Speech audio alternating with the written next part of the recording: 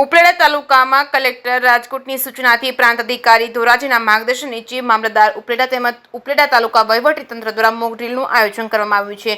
ઉપલેટા ખાતે મોજ નદીના કાંઠે આવેલ સોમનાથ મહાદેવ મંદિર પાસેના ચેકડેમમાં 3 યુવકો ડૂબ્યા હોવાના સમાચાર ઉપલેટા તાલુકા કંટ્રોલ રૂમને મળતા જ ઉપલેટા ખાતે રહેલ એનડીઆરએફની ટીમ તેમજ નગરપાલિકા કચેરી તેમજ ઉપલેટાની ટીમ, મેડિકલ ટીમ તેમજ પોલીસ સ્ટેશન ઉપલેટાને જાણ કરતા તમામ લગત વિભાગના તાત્કાલિક ઘટનાસ્થળે પહોંચી એનડીઆરએફની ટીમ દ્વારા સ્થાનિક વહીવટીતંત્ર દ્વારા હોડી તેમજ તરવૈયા તેમજ ડીપ ડાઇવિંગ ટીમની મદદથી ડૂબતા 3 વ્યક્તિઓને સફળતાપૂર્વક રેસ્ક્યુ કરી ફરી મેડિકલ ટીમ મારફત સારવાર આપવામાં આવી હતી। અંતે મોક ડ્રીલ જાહેર કરવામાં આવી હતી। આ મોક ડ્રીલમાં મામલતદાર સાહેબ તેમજ ઉપલેટા તાલુકા વિકાસ અધિકારી તેમજ Upleta police sub inspector Upleta તથા તેમની ટીમ દ્વારા તેમજ આરોગ્ય વિભાગની ટીમ, નગરપાલિકા ઉપલેટાની ટીમ તથા એનડીઆરએફની ટીમ હાજર રહી હતી। જે.કે. સિંહ ગુજરાતી સાથે અર્શી આહિર, ઉપલેટા। હાલ ચોમાસાની સિઝન ચાલુ છે ત્યારે ઉપલેટા શહેરમાં સોમનાથ મહાદેવ મંદિર નજીક ચેકડેમમાં 3 વ્યક્તિઓ ડૂબી હોવાની મોક ડ્રીલ કરવામાં આવી। આ જાણ તાલુકા કંટ્રોલ રૂમમાં થતાં જિલ્લા વહીવટીતંત્ર દ્વારા તાત્કાલિક ઉપલેટામાં ડિપ્લોય એનડીઆરએફની ટીમના ઇન્સ્પેક્ટર વિપિન કુમારજીને જાણ કરવામાં આવી। સ્થાનિક નગરપાલિકાની ફાયર સર્વિસ, પોલીસ, આરોગ્ય સેવા તમામને જાણ કરી। નિયત સમયમાં તાત્કાલિક તમામ લોકો અહીંયા પહોંચી ગયા અને એનડીઆરએફ દ્વારા પોતાની બોટ અને તરવૈયાઓ સાથે નદીના પટમાં જઈ અને આ લોકોને બચાવવાની મોક ડ્રીલ કરવામાં આવી।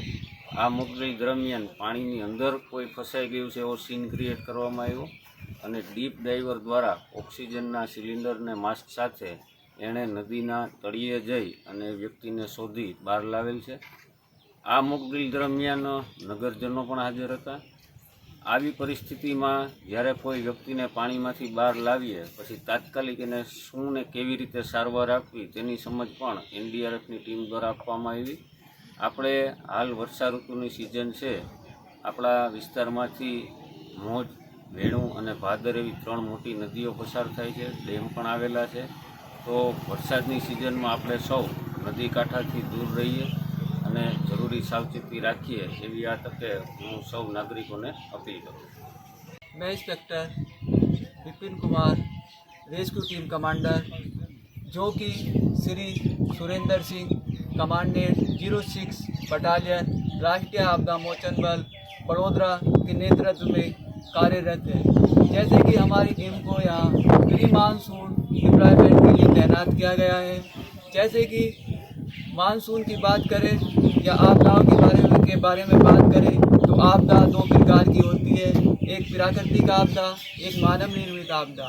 प्राकृतिक आपदा में जैसे बाढ़ है, भूकंप है, साइक्लोन है इत्यादि आपदाएं होती हैं। इन सभी आपदाओं से निपटने के लिए हमारी टीम को उपलेटा तहसील जिला राजकोट में तैनात कर रखा है।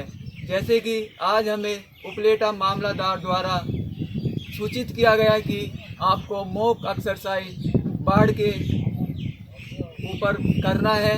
इस दौरान हमारी टीम मौज नदी पर फ्लड एक्सरसाइज का आयोजन करती है, जिसमें 3 विक्टिम का हमने रेस्क्यू किया, जिसके द्वारा उन विक्टिम को एम्बुलेंस के माध्यम से हॉस्पिटल में रेफ़र कर दिया गया है। और यदि इसी प्रकार की कोई यदि आपदा आती है तो हमारी टीम उन सभी आपदाओं से निपटने के लिए तैयार है।